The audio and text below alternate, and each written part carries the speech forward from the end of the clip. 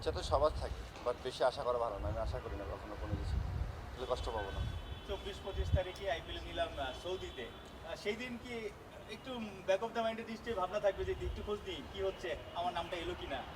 না, নর্মালি এরকম আমি চিন্তা করি না কখনো, যেমন বিপিএলের ড্রাফটও নিয়েও চিন্তা করি না, যে নর্মাল থাকার চেষ্টা করি যে কিছু একটা তো সব কিছু আল্লাহর হাতে, তো দেখা যাক কী হয়।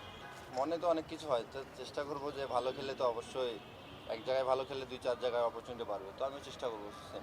না, অবশ্যই আমি আমার উপর কনফিডেন্ট আছি, তো ভালো দিন খারাপ দিন যে কেউ যখন তখন যাইতে পারে, তো আমি এত কিছু নিয়ে আশা করতেছি না। তো সেই দিনটা দেখা যাবে যখন আমার ওই সিচুয়েশনটা। কোন কোন আইপিএল টিম আপনার পছন্দ, এত বছর ধরে খেলা দেখছেন?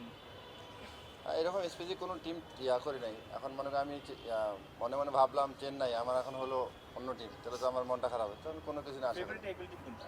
ফেভারিট নর্মালি কলকাতা টিমের ভালো লাগে আর কি। শাহরুখ খান? শাহরুখ খান না, আমার কলকাতার সাকিব ভাই খেলছে, লিটন দা খেলছে, তো ড্রাফট এইসব নিয়ে চিন্তা কম করে আমাদের ফ্যামিলি। জাস্ট ওরা খেলা দেখলেই ভালো লাগে আর কি, মানে এত কিছু চিন্তা করে না কোন টিম হবে কোন কখন, এসব নিয়ে চিন্তা করে না, ওরা জাস্ট খেলাই দেখে।